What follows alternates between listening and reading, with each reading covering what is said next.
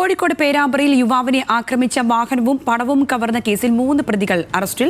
ചെമ്പ്ര സ്വദേശികളായ ഫഖദ്, എടത്തിൽ സുഫൈൽ, പാണ്ടിക്കോട് സ്വദേശി അജ്നാസ് തുടങ്ങിയവരാണ് അറസ്റ്റിലായത്. കേസിൽ 2 പേർ ഒളിവിലാണ്.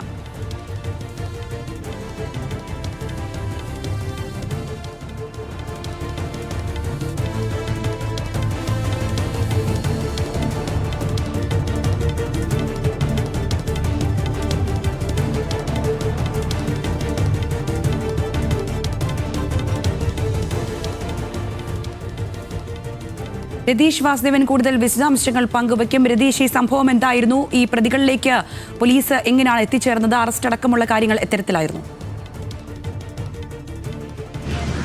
സംഗീത, ജൂലൈ 11-നാണ് ഈ സംഭവം നടക്കുന്നത്. രാത്രി പേരാമ്പ്രയിൽ ഒരു സൂപ്പർ ഹൈപ്പർ മാർക്കറ്റിന് മുന്നിൽ ഈ വാഹനത്തിലിരിക്കുകയായിരുന്ന തണ്ടോറപ്പാറ സ്വദേശി ആഷിഖിനെയാണ് പ്രതികൾ ഈ കാറിൽ നിന്ന് വലിച്ചിറക്കുകയും അതുപോലെ തന്നെ അതിനുശേഷം ഈ ആഡംബര വാഹനം, ഈ ആഷിഖിൻ്റെ ആഡംബര വാഹനം തട്ടിയെടുത്ത് പോവുകയും ചെയ്തത്. തുടർന്ന് ഈ ആഷിഖിനെ നിരന്തരം ഭീഷണിപ്പെടുത്തുന്ന സാഹചര്യം ഉണ്ടായി.